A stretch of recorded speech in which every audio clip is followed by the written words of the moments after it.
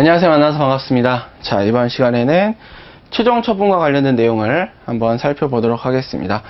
자, 최종 처분 크게 세 가지로 볼 수가 있어요. 이제 해양에 어떤 매립하는 거, 그 다음에 내륙에 매립하는 거, 그리고 차수, 이제 물을 차단하는 거죠.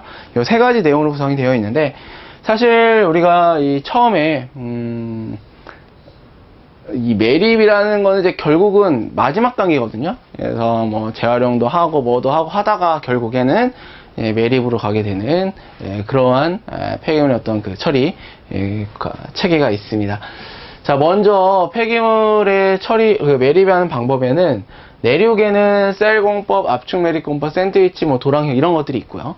해안 매립에는 박충뿌림, 순차투입, 뭐 수중투기 이런 것들이 있어요. 그래서 먼저 해양 매립을 보시면은 수중투기는 그냥 배 타고 가가지고 그냥 던지고 오는 거예요. 이게 바로 수중투기 방법 이렇게 보고 있는 거고, 그 다음에 파란색으로 순차 투입은 뭐냐면은 우리가 이렇게 만약에 있다, 여기가 바다예요.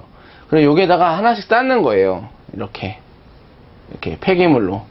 그럼 이게 결국 뭐가 됩니까? 육지가 되겠죠? 뭐 이런 것들이 이제 순차 투입 방법 이렇게 보고 있고, 그 다음에 박충뿌림 공법은 뭐냐면은 얘는 배를 타고 가가지고 이렇게 배가 있습니다. 여기에 잔뜩 쌓았어. 그럼 배를 타고 한참 저 멀리 바다까지 간 다음에 이 배 밑에 문을 열어요. 그럼 열면 어떻게 됐습니까? 그럼 얘가 떨어지겠지. 따다다다닥 떨어지죠? 이런 것들을 갖다 우리가 박충뿌림 공법이다 이렇게 이야기를 합니다. 자, 그래서 밑면이 뚫린 이 바지선 등을 이용해서 떨어뜨려 가지고 쫙 펼쳐지는 그런 방법을 이야기를 하고 있고요. 자, 그 다음에 내륙 매립 공법 첫 번째 도랑식 이렇게 있는데, 이거는 말 그대로 도랑을 파는 거예요. 옆에서 보면 이렇게 생겼어요. 원래는 이렇게 있잖아요, 흙이. 그러면은 여기를 파서 비어요. 얘네들 이 흙은 어디로 가? 옆에다가 쌓아놔요. 이렇게. 다시 얘기하면 이렇게 된다. 그리고 흙은 여기다가 쌓아놨다. 그 다음에 폐기물을 갖고 와서 여기다가 묻고 얘를 다시 넣는 겁니다. 이게 이제 바로 도랑식이고, 뭐 20m, 10m 정도의 이제 길이 20, 깊이 10m 이 정도 도랑을 판 후에 이제 덮는 거죠. 복토제라는 거는 여기를 덮는 흙이에요. 근데 이거를 외부에서 안 갖고 와도 돼요. 판 거에서 쓰면 되니까 토지 이용을 극대화할 수 있다, 효율할 수 있다 이런 얘기고, 용량의 어떤 낭비가 크다. 그러니까 뭐 이렇게 압축, 파쇄 이런 것들 없이 그냥 넣고 덮고 이런 거니까 이러한 매립 용량의 낭비가 크다라는 거고, 단순 매립이라는 게 있습니다. 이건 말 그대로 그냥 단순 매립이에요. 그냥 땅 파가지고 넣고 닫고 끝. 요게 이제 단순 매립 이렇게 되겠고, 위생 매립이라는 거는 이제 요거는 약간 좀 기술이 안 들어갔죠. 근데 위생 매립은 좀 뭔가가 들어갑니다. 뭐가? 뭐 압축도 하고 파쇄도 하고 비닐로 싸기도 하고 이런 것들이에요. 그리고 쌓을 때도 딱딱딱딱 하고 흙도 덮고 이런 것들을 우리가 위생 매립이다 이렇게 얘기하는데, 셀 방식, 샌드위치 방식, 압축 매립 방식 이렇게 좀 구분을 해 놨습니다. 사실 그런데 여기에서는 이제 뭐 이 위생 매립이 이런 세 가지 중에 뭐 적절한 것들을 골라가지고 지금은 다 하고 있죠. 자, 첫 번째 셀 방식은 뭐냐면 말 그대로 하나의 셀을 가지고 우리가 그 셀을 만들어서 매립을 하는 겁니다. 그래서 위생적이고 고밀도 매립이 가능하다. 그래서 복토제는 많이 사용되고 유지관리비는 비싼 그런 편입니다. 어떻게 하냐 이렇게 해요. 그래서 하나하나가 셀입니다, 이게. 그렇죠? 이런 것들을 쭉 가는 거예요. 여기 중간에 하얀 거 있죠? 요런 라인들. 여기는 지금 다 뭐냐면은 복토제. 흙을 덮었다 이 얘기입니다. 그리고 마지막에 많이 흙을 덮어줘요. 이거를 우리가 최종 복토다 이렇게 얘기를 합니다. 다음 샌드위치 방식인데, 이거는 폐기물과 복토층을 교대로 쌓는 거다. 여기는 하나의 셀을 이용했죠. 근데 얘는 그냥 폐기물, 그 다음에 복토제, 그리고 폐기물, 그 다음에 뭐 복토제, 뭐 이런 식으로 이야기를 할 수가 있습니다. 그래서 교대로 쌓는 방식이고, 협곡, 산강, 폐강사 이런 데서 많이 쓴다. 우수배제 시설이 필요하다. 우수배제라는 얘기가 빗물이 들어가지 않도록 하는 겁니다. 외부 반입이 복토제가 외부에서 갖고 와야 되고 좀 적게 소요됩니다. 왜? 옆에 측면 안 놓고 위에만 덮었죠? 악취는 발생할 수 있다 이런 거고, 자, 여기서 또 진화한 게 압축 매립 방식인데, 이거는 이 폐기물을 그대로 넣는 게 아니라 굉장히 압축해서 조그맣게 만들어서 매립을 하는 거예요. 그래서 부피를 감소시킨 후에 포장도 합니다. 뭐 이렇게 외부로 나가지 못하도록 폐기물 안에 있던 게 폐기물이 그래서 유해한 게 밖으로 못 나가도록 패킹도 해요. 이런 것들을 이제 하는 그런 매립 방식이고, 쓰레기 발생량 증가와 매립지 확보 사용 연한에 문제가 있어서 유리하다. 즉, 이만한 거를 요만하게 만들어서 넣으니까 매립지의 수명이 연장되는 거예요. 그쵸? 운송이 간편하고, 운송이 왜 간편합니까? 하나씩 패킹이 돼 있으니까. 안정성이 있으며, 집가, 땅값이에요. 비쌀 경우에 유효하다. 매립 면적은 이제 조금 필요하고요. 복토제도 조금 필요하고, 왜? 부피가 작아졌기 때문에. 부등치마, 땅이 뚝 꺼지는 그런 일은 좀 덜 일어난다. 이렇게 보시면 되겠습니다. 그 다음에 중간처리 시설이 필요하다라는 거예요. 왜냐하면 패킹도 해야지, 그 전에 압축도 해야지, 또 그 전에는 파쇄도 해야지. 이러니까 이러한 중간처리 시설이 필요하다라는 거.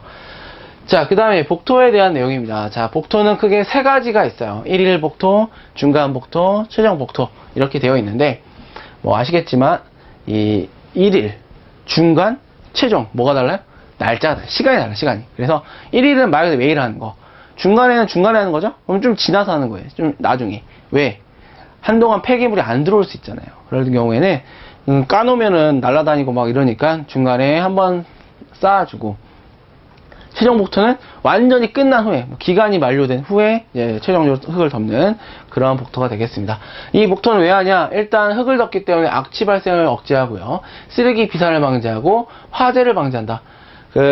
매립장에 가면 담배를 못 피웁니다. 라이터, 가연성 물질 이런 거 안 돼요. 왜? 메탄가스가 항상 거기 어디서 어떻게 나올지 모르잖아요. 그렇기 때문에 그러한 뭐 불을 탁 킨다든지 하면 폭발로 이어질 수가 있습니다. 물론 메탄이 한쪽으로 쏠려서 한쪽으로 모이도록 하는 어떤 장치는 있지만, 혹시 모르는 거니까. 그래서 거기에, 저도 이제, 사실 매립장 가본 지가 좀 됐는데, 써있어요. 담배 피지 말라고. 불 켜지 말라고. 식물 성장을 촉진시킨다. 이건 왜 그래요? 흙을 덮었으니까. 빗물을 배제한다. 그래서 빗물은 글로 못 스며들게 한다. 왜? 자, 이 폐기물 매립지에서 나오는 침출수의 대부분은 빗물 때문에 생깁니다. 근데 그 빗물이 안 들어가면은 침출수가 안 나오겠죠? 그럼 내가 침출수를 처리하는 게 수고가 덜 할 거예요. 그죠? 빗물을 배제한다. 자, 유해가스 이동성을 방해한다. 그래서 이제 유해가스가 못 나오게 이런 역할도 하고요. 자, 우수의 이동 침투 방지로 침출수량을 최소화하고 부등치마를 최소화한다. 이거는 땅이 이렇게 훅 꺼지는 걸 얘기합니다. 이게 안 된다라는 거. 자, 1일 복토, 그 다음에 중간 복토, 그 다음에 최종 복토, 이렇게 세 가지가 있어요. 자, 이 몇 센티미터씩 까냐? 15, 30, 60 이렇게 됩니다. 60에서 50. 그래서 매일 실시하는 거, 7일 이상 정지됐을 때 하는 거, 그 다음에 완료 후에 하는 거, 센티미터 잘 기억하시고, 최종 복토인 경우에 내가 나무 심을 건데 60cm 흙으로는 부족해. 한 1m 50 필요해. 그러면은 더 쌓을 수 있어요. 이렇게. 그렇죠?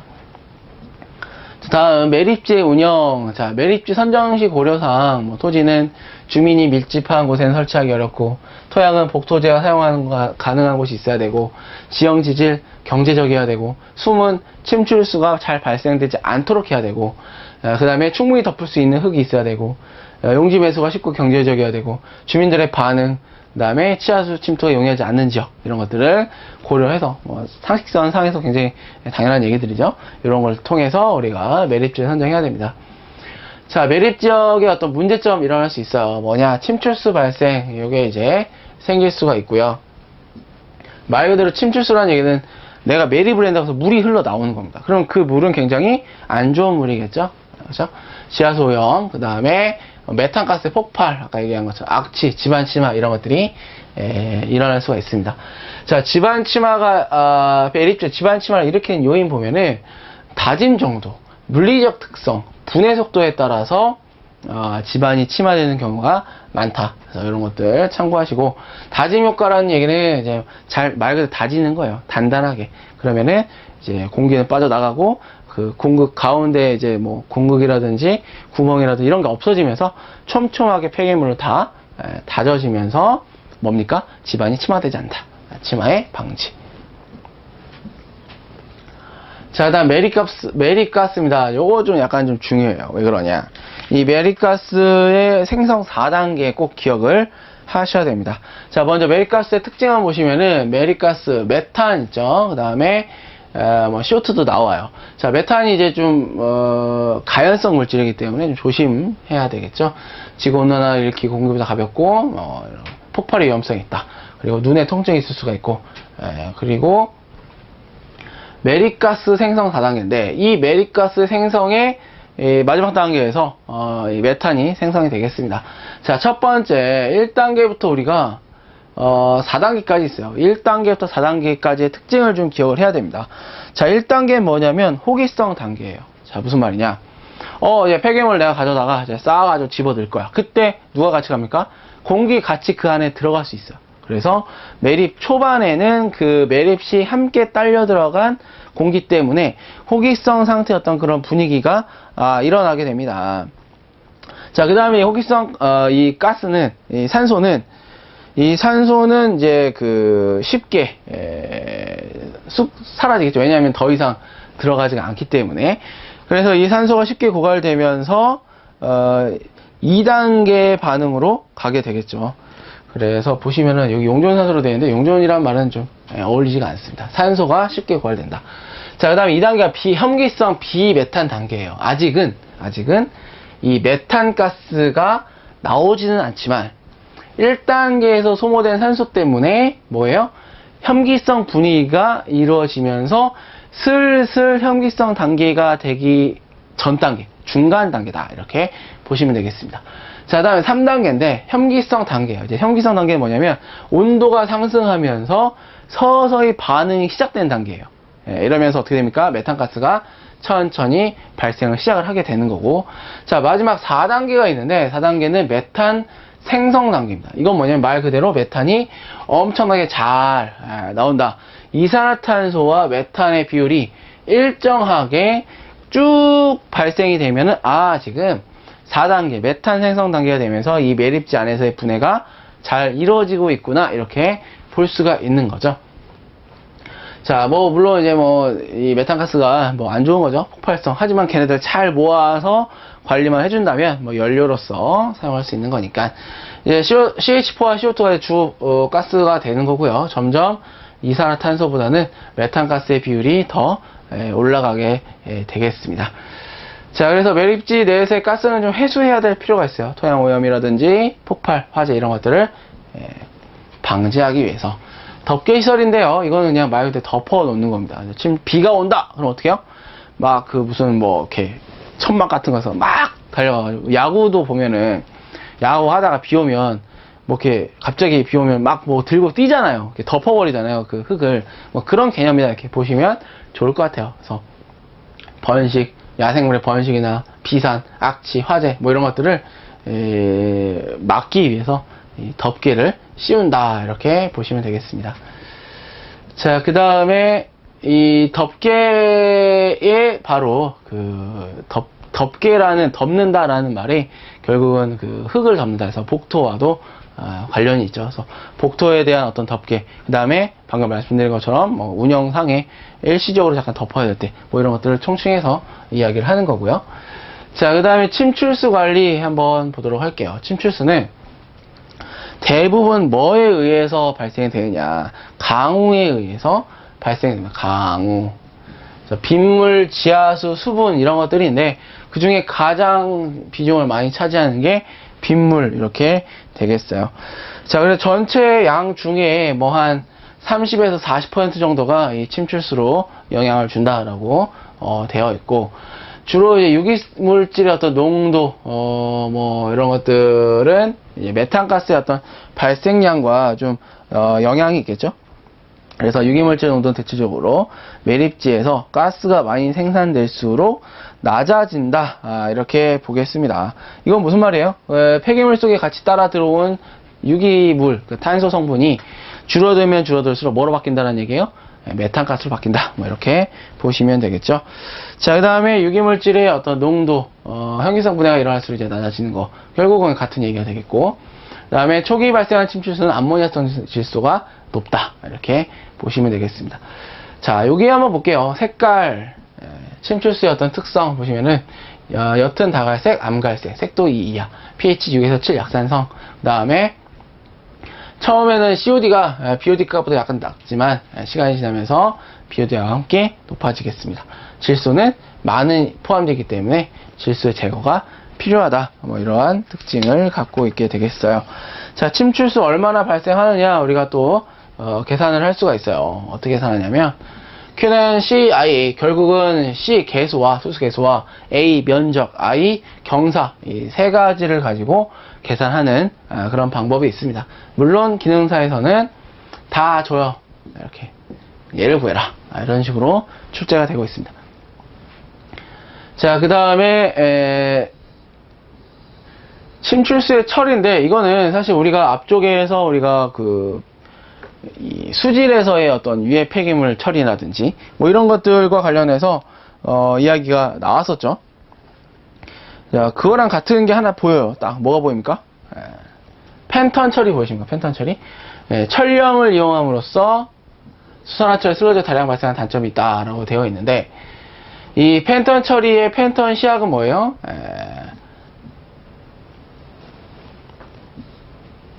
철염과 그 다음에 H2O2 과산화수 이 두 가지를 이용한 그런 처리 방법입니다. 활성탄이라든지 이런 응집제, 약품에 의한 화학적 침전 이런 것들이 침출수의 물리화학적 처리에 해당하겠습니다. 사실 생물학적으로는 처리하기 힘들어요. 이게 굉장히 뭐 독성도 있을 수도 있고 하기 때문에 주로 물리화학적 처리 방법으로 이 침출수를 처리하고 있어요. 자, 차수시설은 뭐냐면은, 자, 매립을 하려고 보니까, 이렇게 있죠? 여기다 이제 매립 시작할 거예요. 그런데, 그냥 바로 하면, 이 침출수가 지하수 쪽으로, 토양을 통해서 지하로 이동하게 되고, 토양에 또 스며들고 하면은 2차 오염이 또 이야기가 되죠?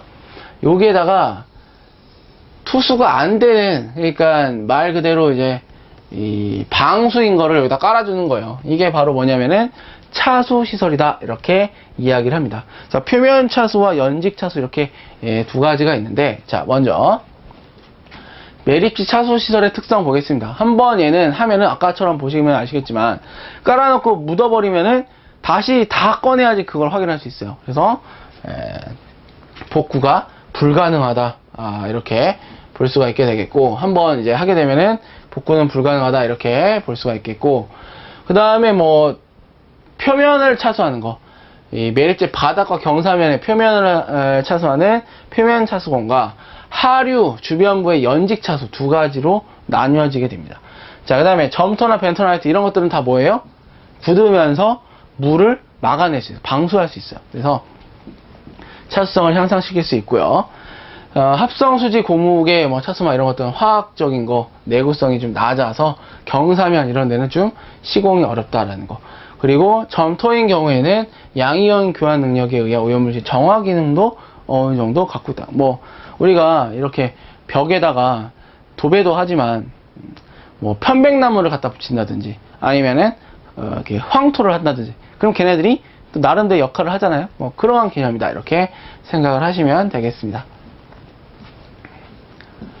자, 그리고 합성고무 및 합성수직의 차수막은 투수성은 우수하지만 찢어질 수가 있다라는 거 주의하셔야 되고 특히 이 중에서 PVC가 있습니다. 장점은 작업이 용이하고 강도 높고 적합이 용이하다. 만들기는 쉽다. 하지만 단점은 오존, 자외선, 뭐 기후에 약하고 유기물질에 약한 편이다. 이런 겁니다.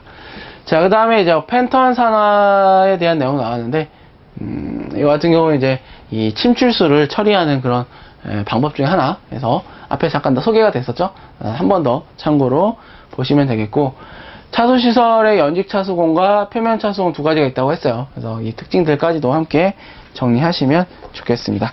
자, 여기까지 해서 이번 강의 마치도록 하고요. 다음 강의 이어서 뵙도록 하겠습니다. 감사합니다.